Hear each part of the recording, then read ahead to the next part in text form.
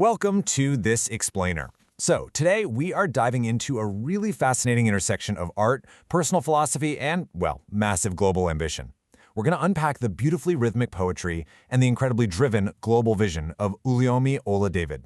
If you've ever found yourself wondering how deeply held personal beliefs and creative expression can actually fuel real-world strategic problem-solving, you are in exactly the right place. All right, let's just jump right in. Born with mission, thankful for mastery. Okay, this powerful couplet from her June 2023 poem, Born with Hope, is going to be our hook for today. It literally immerses us right into her mindset from the get-go. I mean, just notice the phrasing here. The mission is something she feels she was intrinsically born with, right? It's a given. But the mastery? Well, that requires action, growth, and ultimately, gratitude. It perfectly sets the stage for understanding her incredibly purposeful approach to life. But hey, before we get too deep into the abstract poetry, let's anchor these words to the actual person behind them. Meet Uluomi Ola-David. She is a proud Nigerian who explicitly states that she possesses a deep, deep love for people. And this isn't just some casual background detail. Her identity and this foundational love for humanity, they're the literal lenses through which all of her subsequent work, both her literary writing and her professional career, really has to be viewed. What's really fascinating here is how she channels that foundational love into her professional ambition. She is deeply concerned with global development and transformation. And she isn't just sitting back observing the world, she actively enjoys generating solutions. Her focus is squarely on influencing policy and strategy, and her true dedication lies in providing clarity in those incredibly complex arenas.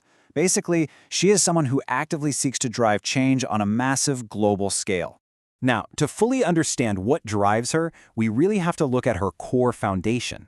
She states, "My Father God owns and rules the universe." This profound belief provides the absolute bedrock for her life. It informs both the spiritual reflections you'll hear in her poetry and the incredibly confident, purposeful way she approaches her high-level policy work.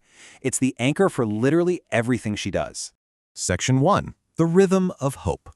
So the crucial thing to grasp here is how this poem is actually built. Take a look at these 3 repeating beats. Step 1, born with. Step 2, thankful for. Step 3, raised throughout. She repeats this exact tripartite rhythmic structure throughout the entire piece. It's honestly a brilliant framework that organizes her whole perspective on existence. It acknowledges what we're given at birth, the gratitude we absolutely must cultivate for what we receive, and the ongoing, lifelong process of growing through time and life. Let's look at how she opens the poem. Born with grace, thankful for mercy. See how she immediately juxtaposes an innate spiritual gift, grace, with a sense of profound gratitude for mercy. It's a subtle but incredibly vital distinction. Grace is presented as the starting line, the inherent condition we're given, while mercy is the active, ongoing gift that she recognizes and is deeply thankful for as she navigates forward. Section 2. Origins and Gratitude. Looking closely at her framework, over on the left side we have the intrinsic elements she lists: grace, unity, nature.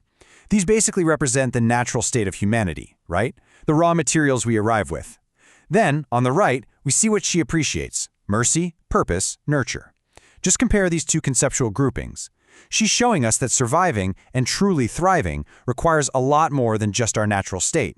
It requires the active external gifts of mercy, the pursuit of purpose, and the care of nurture. We see this framework build so beautifully in these next lines. Born with unity, thankful for purpose. Here she's suggesting that togetherness or unity is just an innate human condition. We are quite literally born connected. But purpose? Purpose is absolutely not guaranteed at birth. Purpose is an active, lifelong pursuit. By linking them this way, she beautifully illustrates that our inherent unity only truly finds its meaning when we're actively working together toward a shared, meaningful goal. Section 3. Action and Mastery.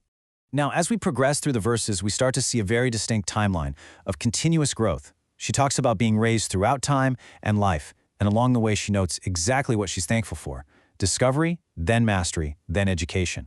She visualizes this progression from that very early spark of finding something new all the way to the intense, ongoing pursuit of mastering a skill, all backed by the structured lessons of education.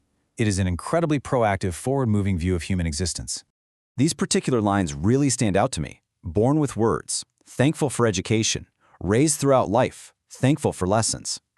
She acknowledges that the basic capacity for communication, our words, well, that's inherent. But she really emphasizes a deep, deep appreciation for the education and the lifelong lessons that refine those words.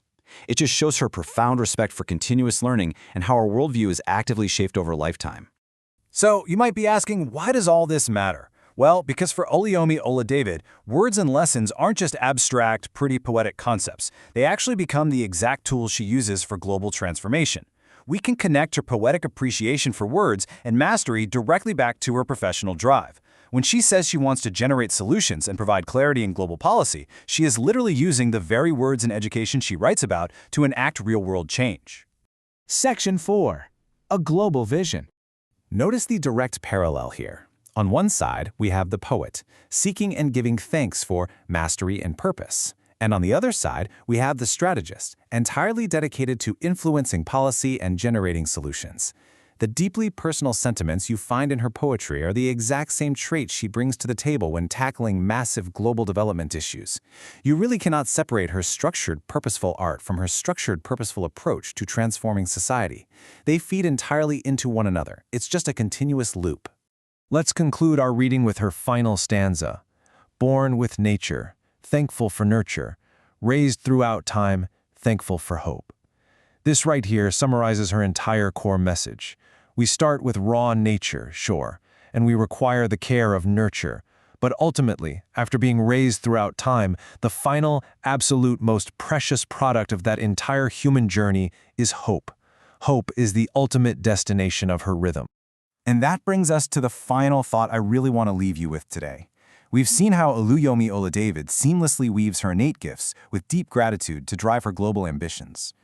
So honestly, ask yourself, how might leading with this exact framework of gratitude and hope transform our own approach to global policy and even our own personal development?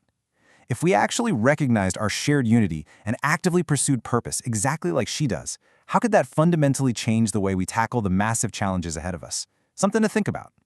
Thank you so much for joining me for this explainer, and I hope this sparks some incredible ideas for you.